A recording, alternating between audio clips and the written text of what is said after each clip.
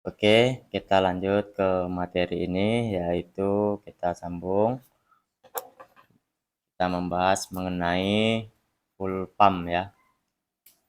Full pump ini berfungsi untuk menyuplai bahan bakar dari full tank ke injektor dan menjaga tekanan bahan bakar yang supaya agar stabil sesuai yang diisyaratkan. Untuk menjaga tekanan bahan bakar agar stabil, maka pada full pump terdapat pressure regulator. Full pump isi terdiri dari beberapa bagian ya. Ada DC motor, ada pressure regulator, dan sender unit. Ya. Nah, di sini ada bagian-bagian dari full pump ya. Pressure regulator, sender unit, dan DC motor. Full pump modul berfungsi memompa dan mengalirkan bahan bakar dari tangki ke injektor. Nah, ini bagian-bagiannya. Di sini ada konektor, ada full pump, ada full suction filter, ada float atau pelampung, dan di sini ada pressure regulator. Dan di sini juga ada terdapat lubang pengeluaran bahan bakar. Jadi yang dari sini bahan bakarnya keluar dan melalui ini ya, yang mengarah ke injektor melalui selang ya. Full pump modul terdiri atas full suction filter. Full suction filter itu yang ini loh, saringannya ini ya. Full suction filter fungsinya adalah sebagai penyaring kotoran pada bahan bakar. Ganti filter setiap 48.000 km. Ya. Filternya itu diganti setiap 48.000 km. Jadi bukan dipakai untuk seumur hidup. Jadi dia ada batas servisnya gitu kan. Jadi contoh lah, kalau perjalanan kita satu hari 20 km. Berarti contoh seperti saya ini 20 km. Nah, itu sekali pergi aja. Kalau seumpamanya nanti saya balik lagi, berarti udah sorry. Kalau satu kali perjalanan di 20 km, berarti nanti kalau PP dari tempat kerja kita pergi 20, pulang 20 berarti 40 km. Itu satu hari ya. Kita hitung bersih aja lah 40 km satu hari. Jadi dikali 30 hari ya kan. 40 dikali 3, 1.200 km. Nah, itu satu bulan, 1.200 km. Nah, kalau dia sampai 48.000 km berarti berapa bulan kan gitu ya. Coba dibantu kalikan ya. Kalau seumpamanya dia 36 bulan, ya kan? Berarti 1.200 dikali 36 gitu ya. 1.200 dikali 36 itu hasilnya 4.320 km. 4.300 itu 3 tahun. Ya, berarti bukan 3 tahun. Berarti di sini selama coba 40 bulan ya, 40 bulan. Kalau 40 bulan pas dia 40 bulan, 48.000 km. Berarti 3 tahun 4 bulan ya. 3 tahun 4 bulan diganti ya saringannya. Karena biasanya nih kalau udah 3 tahun lebih filternya ini rentan kotor gitu kan. Makanya diganti ya. Ya biasanya ya, atau kalau di bengkel kan tuh bagian penyaring ini kadang disemprot aja dia sama karbu cleaner ya kan, biar bersih gitu. Jadi nggak nyendat-nyendat nanti. Jadi saringan ini ya fungsinya untuk menyaring kotoran ya. Kalau di pasaran banyak orang menyebutnya ya pempes gitu loh.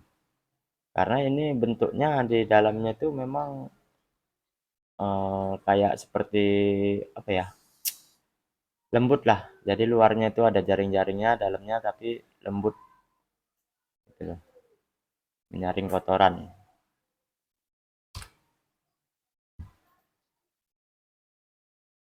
Oke, yang selanjutnya full pump sebagai pendorong bahan bakar ke injektor.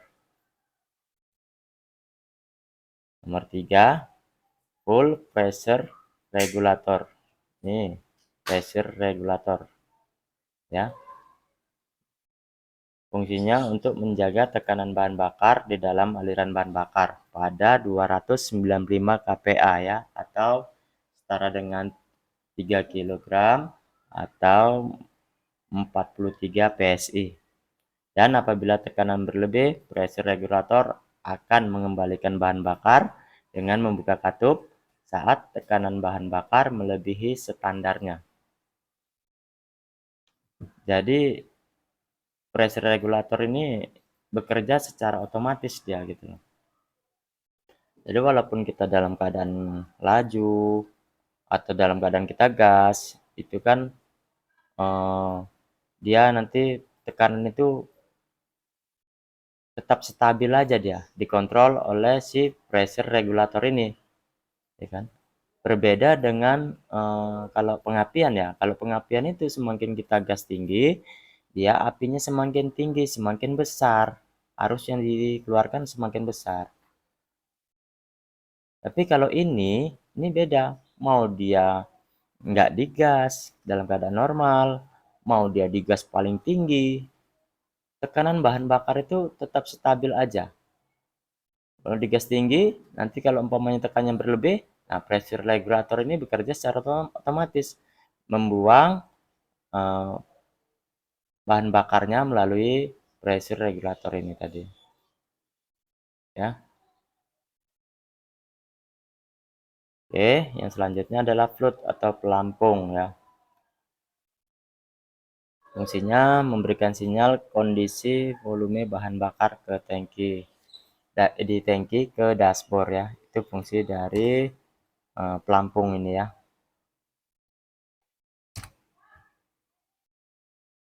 Jadi dengan adanya pelampung ini dia akan memberikan sinyal kondisi bahan bakar apakah banyak atau sedikit. Nah, itu fungsi dari float atau pelampung ya.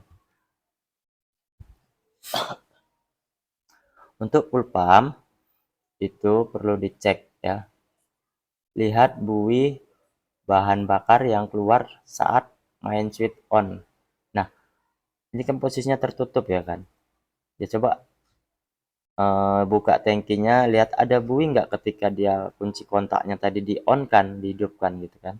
Tapi mesin nggak pada dihidupkan. Cukup putar switch on-nya aja. Berbuih enggak kan gitu.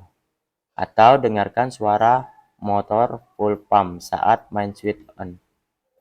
Nah, ketika biasanya ketika kita hidupkan kunci kontak, dia bunyi ya, mendengung, mendengung dia.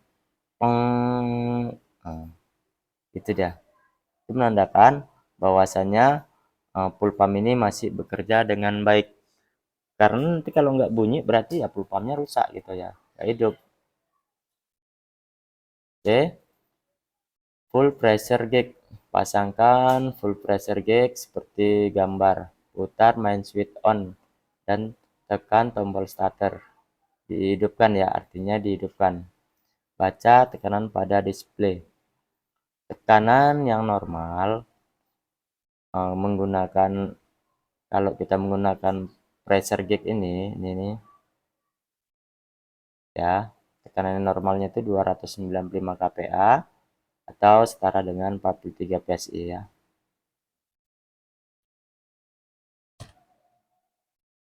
Untuk yang selanjutnya adalah injektor. Injektor berfungsi untuk mensuplai bahan bakar dengan tekanan yang tinggi ke ruang bakar sesuai dengan kebutuhan mesin. Injektor menyuplai bahan bakar berdasarkan sinyal dari ECU, memiliki diameter pot sebesar 0,152 mm, sehingga menghasilkan partikel bahan bakar paling kecil di dunia. Ya. Jadi injektor ini ya fungsinya untuk menyuplai bahan bakar dengan tekanan yang tinggi ya, sesuai dengan kebutuhan mesin, sesuai perintah dari ECU ya. ECU mendapatkan sinyal dari MAQS ya, dari MAQS dari MAQS ke ECU. ECU memerintahkan injektor supaya injektornya bekerja ya. Oke, volume bahan bakar yang disemprotkan oleh injektor tergantung dari injection durasi ya. Durasi atau durasi injeksi, yaitu waktu yang digunakan untuk injektor melakukan penginjeksian, atau juga dapat dikatakan berapa lama injektor menyemprotkan bahan bakar. Semakin lama durasi injeksi, maka semakin banyak bahan bakar yang diinjeksikan, dan sebaliknya. Makin cepat durasi injeksi, maka makin sedikit bahan bakar yang diinjeksikan. Oke, di sini ada cara kerja dari injektor ya. Di sini ada komponen-komponennya, di sini ada leaf, di sini ada bal, di sini ada plat, di sini ada katup atau valve, di sini ada needle, di sini ada solenoid. Ini solenoid ya. ECU memberikan sinyal listrik untuk mengaktifkan solenoid di dalam injektor. Solenoid aktif dan menimbulkan medan magnet. Medan magnet mengangkat needle sehingga bahan bakar dapat mengalir keluar melalui lubang injektor. ECU memutus sinyal listrik sehingga lubang injektor tertutup dan memutuskan aliran bahan bakar sesuai tercapai volume bahan bakar yang dibutuhkan ya. Jadi cara kerjanya itu ini kan dapat perintah dari ECU ya. ECU dapat sinyal dari sensor ya. Masuk arus ke sini, terus terjadi kemagnetan karena di sini ada solenoid. Ya kan? Terjadi kemagnetan sehingga si needle ini tadi terangkat ke atas. Jadi pada saat itulah bahan bakar tadi bisa keluar menyemprotkan bahan bakar. Ya. Nah, semakin lama arus yang diberikan, maka semakin lama terjadi kemagnetan di sini, maka jarum ini naiknya semakin lama. Sedangkan bahan bakar terus kedorong oleh si full pump melalui celah-celahnya ini. Kalau jarumnya ini naik, ya bahan bakar keluar terus gitu. Ya. Oke, saya rasa untuk materi kali ini itu saja dulu. Nanti kita lanjut ke materi selanjutnya ya.